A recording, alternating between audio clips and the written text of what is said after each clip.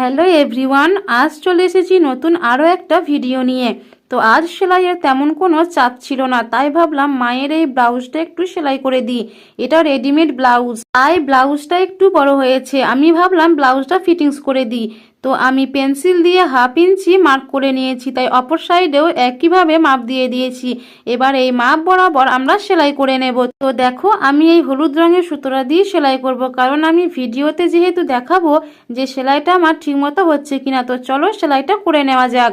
তো দাগ বরাবর কিন্তু এইভাবে সোজা সেলাই করে যেতে হবে। তারপরেই আর্মহোলের কাছে যে এই বিটটা থাকবে, এটা কিন্তু কখনোই আমরা নিচের দিকে করব না, এটাকে উপর দিয়ে উঠিয়ে তারপরেই কিন্তু চাপ সেলাই দিয়ে দেব। আর কারা কারা আমার ভিডিও দেখতে পছন্দ করো অবশ্যই কমেন্ট করে জানিও, এবং চ্যানেলে যদি নতুন হও চ্যানেলটিকে অবশ্যই সাবস্ক্রাইব করে দিও।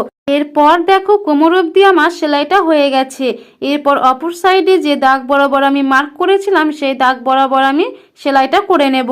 তো এই সাইডে সেলাইটাও আমার হয়ে গেল। এরপর আমি ব্লাউজের সমস্ত হুকগুলো লাগিয়ে নেওয়ার পর তোমাদেরকে দেখাচ্ছি যে ব্লাউজটা কেমন লাগছে। আজকের মতো আমার সেলাই কাজ এইটুকুই ছিল, এবং সেই কাজটা আমার হয়েও গেল। তো দেখো, সেলাইটা আমি আরেকবার ভালোভাবে দেখাচ্ছি, তোমরা কিন্তু অবশ্যই জানিও।